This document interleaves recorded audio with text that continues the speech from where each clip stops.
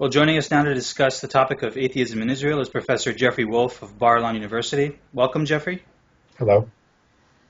Is atheism a dirty word in Israel? And if so, why is that?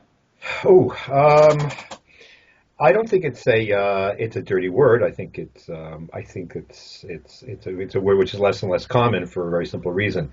Whereas especially the second Aliyah, the socialist Aliyah, which was for the formative elite that created that basically founded the country, was officially atheist. They're profoundly Jewish and profoundly culturally Jewish, but did not believe in God. In fact, when the final draft of the Declaration of Independence was being formulated, there was a huge fight the day before the Declaration, the founding on May 13th, 1948, as to whether there should be a reference to God.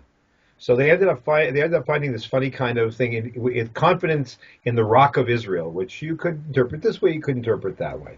And it's one of the reasons why many things that are common in other countries, like a prayer before the beginning of the Knesset, for example, which happens all the time all over the world, won't happen here. So it's not a dirty word. I think it's increasingly an irrelevant word in terms of Israeli culture and national life.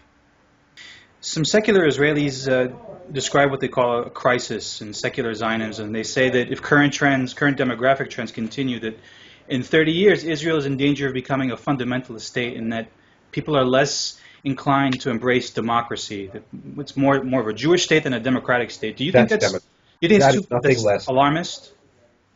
Yes, go ahead. It's worse than alarmist. It's demagogy, absolute demagogy.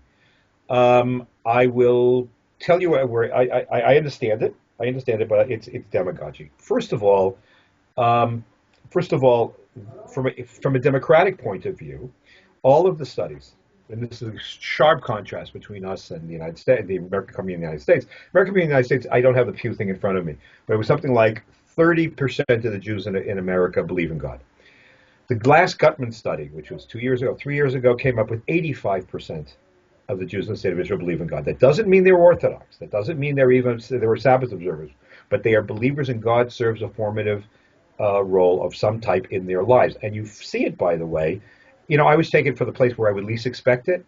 So I look at the media, I look at the radio, I look at the television, look at the way people express themselves. I look at people in time of crisis. We only have 10 more seconds, unfortunately. Sorry about that. 10 more seconds. Okay. So that's absolutely ridiculous. There has been, so please cut some of the middle part. So what has happened since 1995 has been a massive return of Jewish content to Jewish life in the state of Israel.